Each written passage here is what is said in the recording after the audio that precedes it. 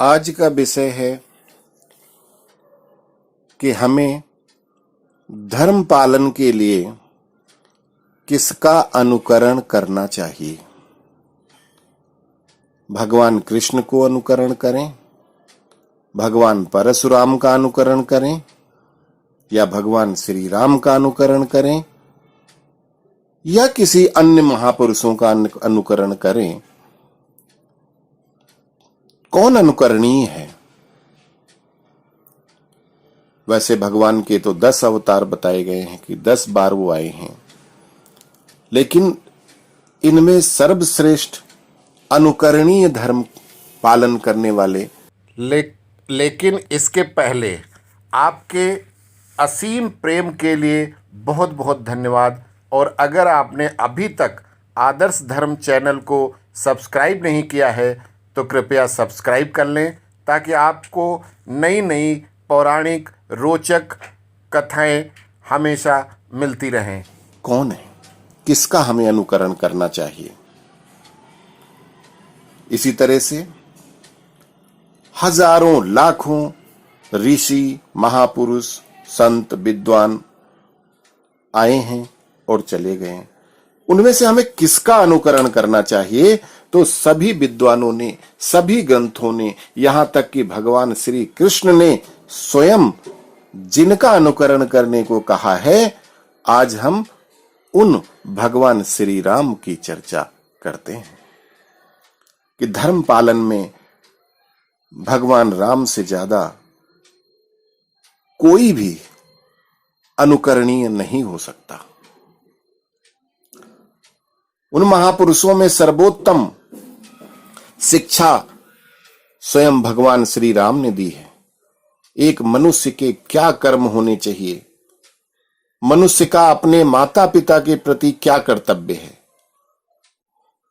मनुष्य का अपने परिवार के प्रति क्या कर्तव्य है, अपने भाई बहन, परिवार, स्वजनों, पुत्रों के प्रति क्या कर्तव्य है, पत्नी के प्रति क्या कर्तव्य है, पूजा पाठ क्या है, एकता कैसे होती है, वीर सबसे बलवान कौन हो सकता है, राजा कैसा होना चाहिए, काम, क्रोध, लोभ, अहंकार, मोह, इन 5 अवगुणों से दूर कैसे रहा जाए, ये सब कुछ भगवान श्री राम ने स्वयं करके दिखलाया है।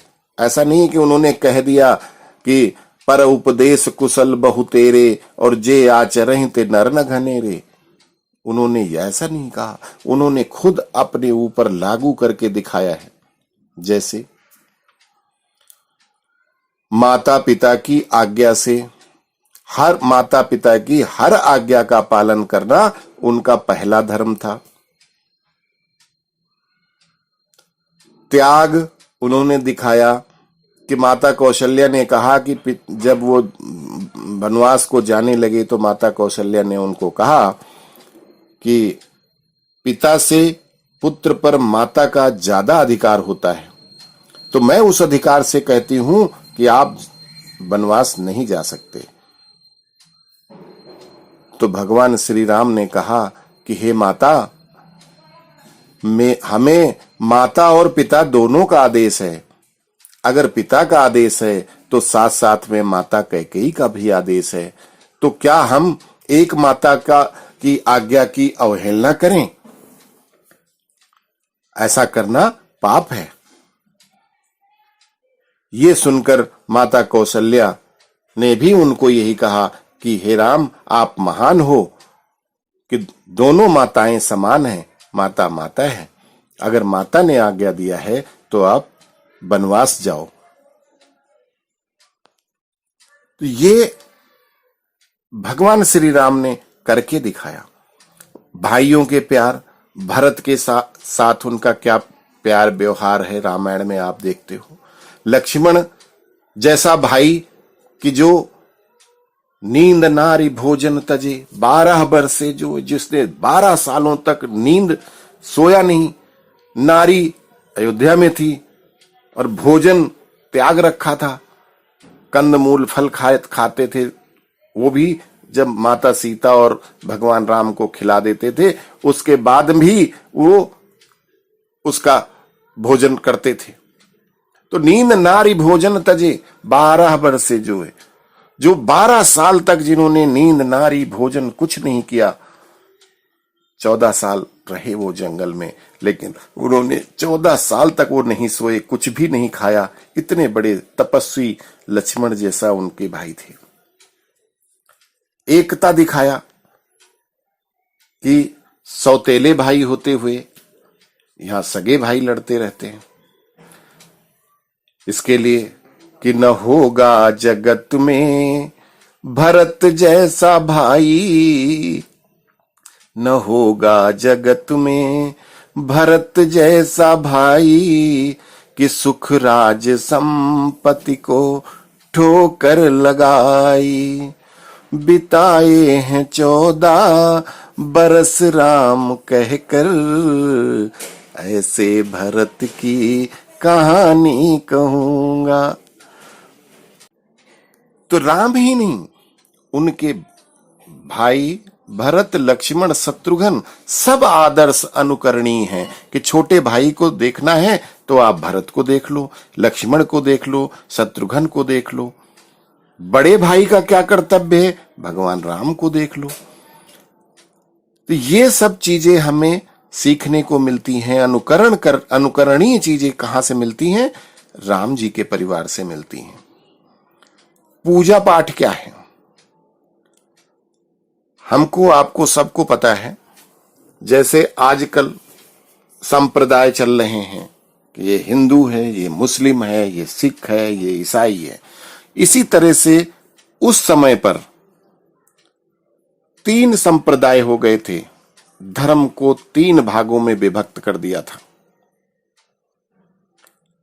एक वैष्णव हुआ करते थे, एक शैव थे, जो वैष्णव मतलब जो विष्णु जी की आराधना करते थे, शैव मतलब जो शिव जी की आराधना करते थे, और कुछ थोड़ा पार्ट कुछ लोग ऐसे थे जो शाक्य थे, शक्ति की आराधना करते थे।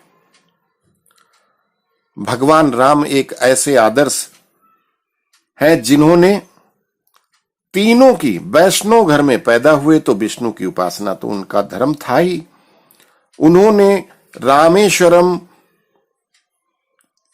में भगवान शंकर की उपासना की, शैव का भी धर्म निभाया। और फिर रावण से युद्ध के समय उन्होंने दुर्गा उपासना करी, जो शाक्य धर्म को भी अपनाया। इस तरह से उन्होंने ये दिखाया कि ईश्वर एक है। आप चाहे शिव की आराधना करो तो विष्णु की आराधना कर रहे हो, विष्णु की आराधना कर रहे हो तो शिव की आराधना कर रहे हो, शक्ति की आराधना कर रहे हो तो भी उसी शक्ति की आराधना कर रहे हो। अर्थात शिव, शक्ति, विष्णु सब एक हैं। ये सिखाया भगवान राम ने। राजा कैसा होना चाहिए, राजधर्म क्या है? पहले तो उन्होंने अपना पत्नी धर्म दिखाया कि भाई किसी की पत्नी का कोई हरण कर ले गया कुछ, तो उसको जा करके उसमें वीरता से वहां पे खुद अकेले जा करके और बानर, भालुओं, पशु पक्षियों के साथ का सहारा लेकर के और रावण जैसे बलवान को ऐसे दुष्ट का संहार किया। उसके पश्चात ये दिखाया राजधर्म क्या है। राजधर्म दिखाने के लिए उन्होंने जिस सीता के लिए वो बन बन भटके, रोते हुए, गाते हुए, और उसके बाद उस प्रिय सीता का उन्होंने त्याग कर दिया, ये जानते हुए कि निर्दोष है, क्योंकि वो नहीं चाहते कि अगर हम सिंहासन पे बैठे हैं, राज सिंहासन पे हैं, तो अगर कोई एक आदमी भी हमारे ऊपर उंगली उठाता है तो हम उस पर बैठने योग्य नहीं है। उन्होंने ये उदाहरण प्रस्तुत किया। फिर अपने पुत्रों के प्रति कर्तव्य, परिवार की एकता के प्रति कर्तव्य। पहले हमेशा बड़ा पुत्र ही राजा होता था। राम जी ने ही ये चीज स्टार्ट किया। ये स्टार्टिंग वहां से है कि उन्होंने राज्य को विभाजित किया कि भैया भाइयों के बच्चों को भी राजा बनाओ। और उस तरह से उन्होंने सब तीनों भाइयों के बच्चों को राजा बनाया, अपने दोनों बच्चों को अलग अलग राजा बनाया। वहां से ये विभाजन शुरू हुआ। इसके पहले तो सिर्फ बड़े का ही हक होता था, बाकी छोटे सब उसकी।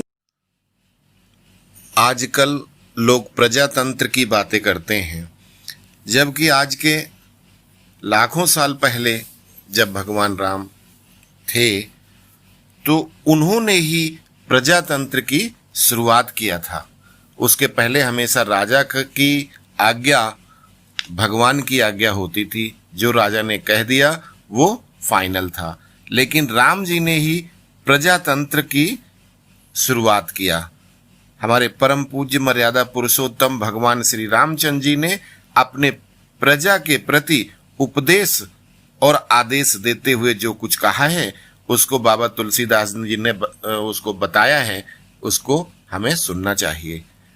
वो कहते हैं, भगवान राम ने प्रजा से क्या कहा कि सुनहु सकल पुरजन मम बानी, कहूँ न कछु ममता उर आनी।